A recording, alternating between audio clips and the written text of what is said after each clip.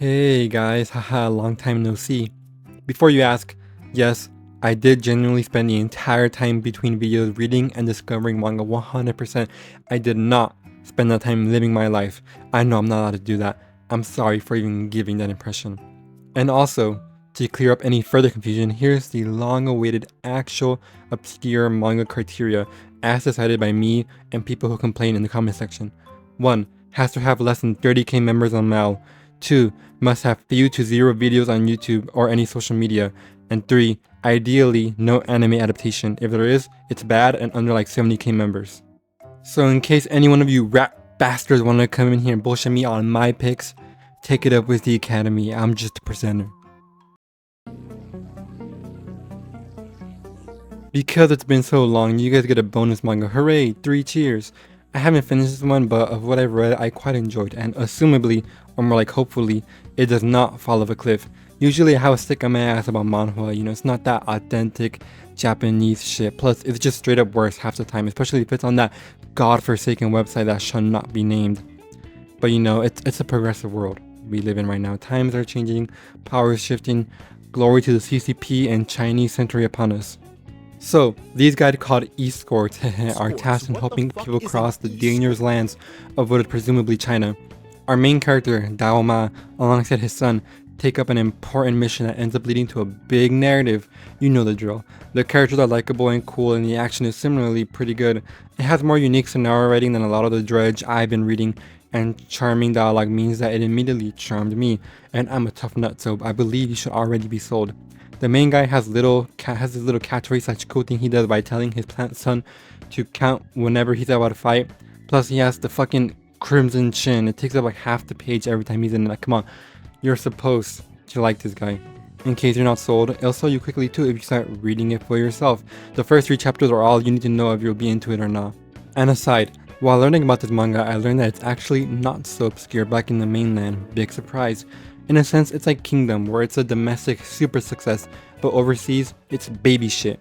Well, it wouldn't be a good obscure media video anyways if it didn't include random foreign media, because obviously, us dirty westerners don't know jack shit about what's happening in China outside of staged street fashion videos and old people cooking ducks. So, we do a little cheating and just get something that's obscure by default.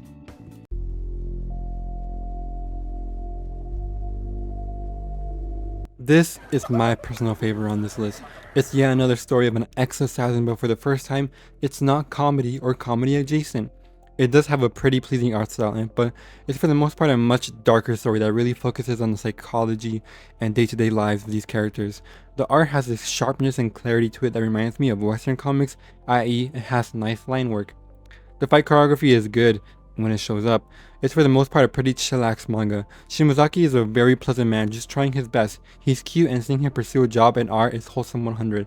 And then the just and position to him killing the people surrounding his new way of life is a great balance. He's a Sakamoto-like figure who makes shit happen, but the difference is there's not a no killing rule or some weird arbitrariness for the sake of comedy or gimmick shit. She's earnestly trying to be a better person, but the underworld is not ready to let him go, and he'll react appropriately. There's a whole community of these ex-assassins, and the dynamics they have with each other are super cute and earnest. A lot of them are kidnapped children turned fucking ISIS soldiers, and so they've seen some shit, and it greatly affects their lives. The only downside of this manga is that it's a bit brisk with its pacing, but it's still pretty reasonable, and it's enough that most moments hit as intended. It's currently ongoing, so hopefully time treats it well.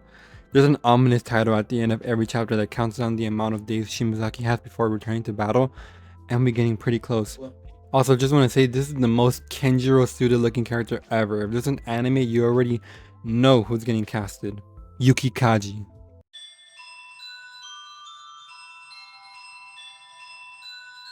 What makes art good is if it makes you feel things. A story that bores you is infinitely worse than one that makes you mad.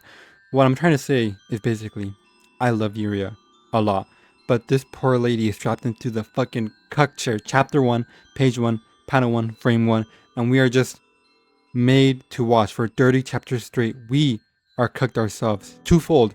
And the worst part is, she doesn't blow up a single time. It's a little frustrating, but that's what makes Yuria so likable. She's an old married lady who finds her husband in a terrible accident and on the hospital visit, she sees a young man by his bedside. Who is that young man? Her husband's secret gay lover. And he's an asshole and moves in with her, and so does his secret family with a woman from the past. Whoa, hold on. That's spoiler, sorry guys. I couldn't help myself. Basically, she has to deal with a lot of shit, and it's frustrating, but also incredibly admirable to watch. I love Yuria, and I hope the best for her. The cast is a little wretched, but they are interesting and form a dysfunctional but kind of endearing dynamic. She is a fucking saint, and she gets her own happy ending by getting with the cool 30-year-old construction worker while she's pushing 60. Problematic age gap question mark? I would do it. Ask the guy.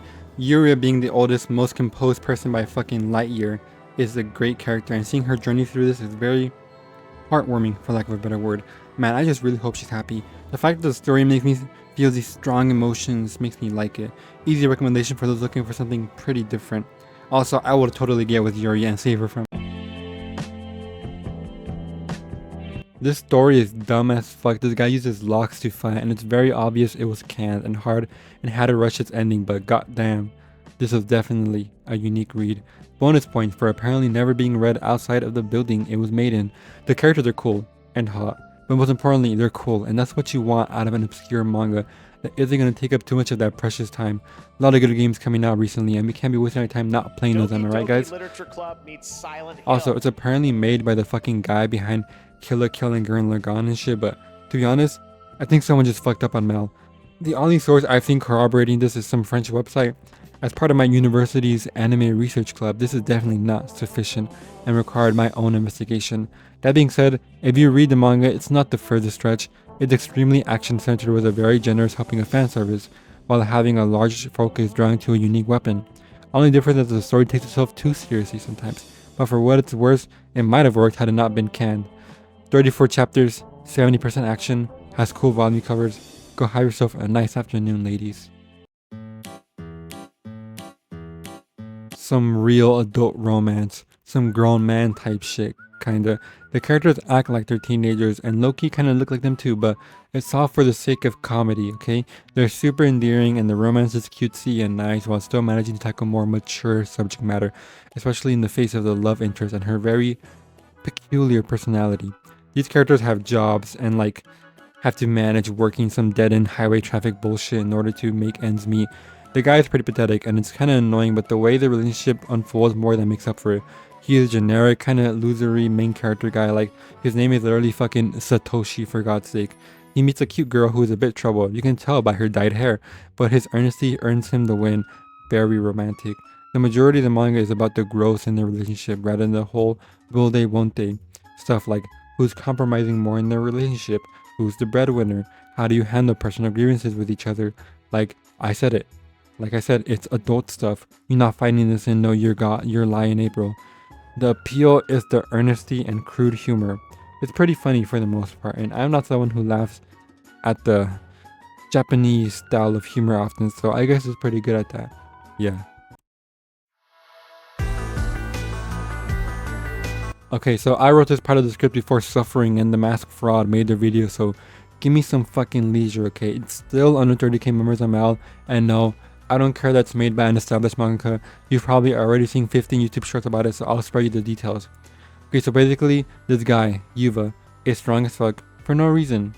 So far, he's just a servant on his expedition, but then he gets chosen to become a hero because it's like a shitty webtoon actually, except this one copies Dark Souls instead of Berserk. This is where he starts his epic revenge fantasy as they're getting cucked or something. Wait, no. He goes on this dangerous but more pensive adventure and forms a nice group of friends with a lot of cute romance moments and some really nice action. The mystery so far is building well with already a big reveal. Keep your eyes out for this one, ladies. Doesn't have many chapters out so far, so I can't say much other than the art will keep me around until it's over. When I said Dark Souls, I really meant it. Very strange monsters and knights that have this horrifying yet regal look to them, instead of the grotesque gross out look of Berserk creatures, which is pretty refreshing having just got off Fear and Hunger. This is like an hour-long read, and the manga is the Amanon guy.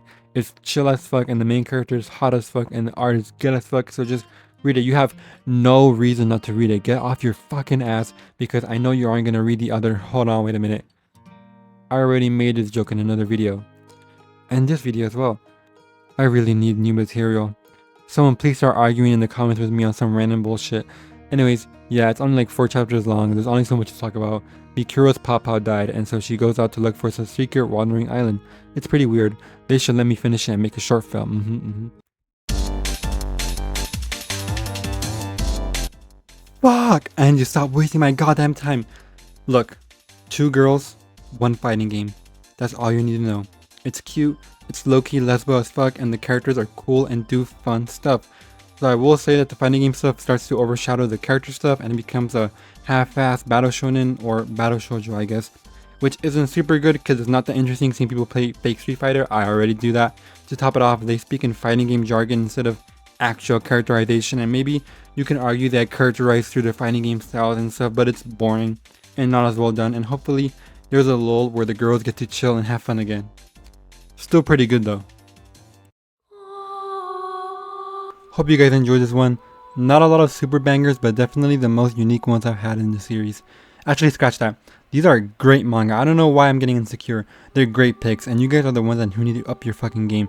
If you only came here looking for Vagabond and Homunculus clones, I don't know what to tell you, man. High school's gonna end one day, you gotta move on.